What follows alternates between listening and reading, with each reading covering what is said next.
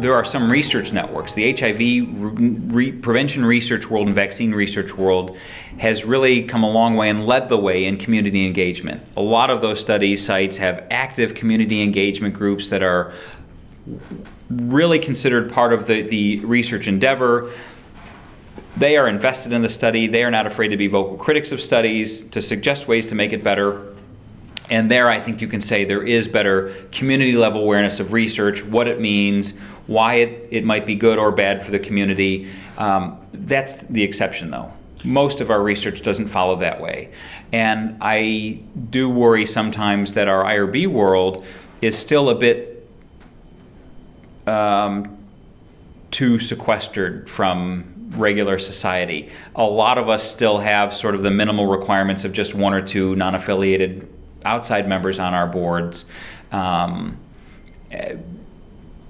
That they're certainly not representative of the society at large, and I don't think we do a good job of reaching out to the community more in that sense. I also don't know how we should do that, but I know we're not doing it, and that would certainly be better.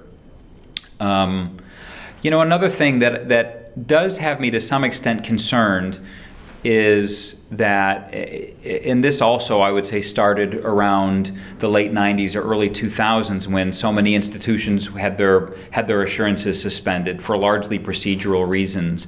And that caused such a shift towards thinking about everything as compliance, that it has led to some things that I think have really negatively impacted IRBs, in the sense that they're more focused on compliance with regulations than stepping back and thinking about ethical issues and having rich discussions around that. You know, going from an institution that, for example, that wasn't AHARP accredited to one that is, was a significant shift for me.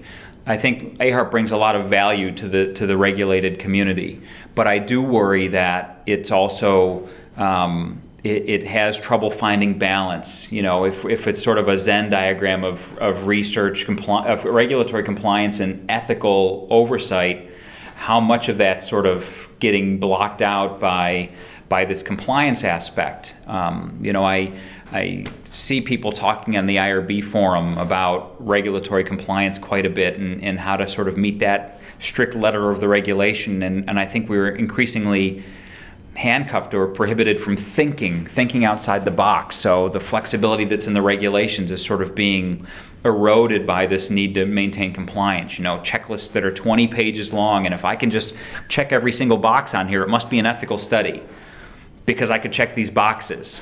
What happened to the independent thinking and the ability to have a discussion about it and say to ourselves, can this be compliant with the regulations and ethical? You know, is there a potential that the regulations make us do things that in some ways may almost seem like they're eroding the ethics? And that seems backwards to me. So I worry about that. I worry about the role of compliance in all of this.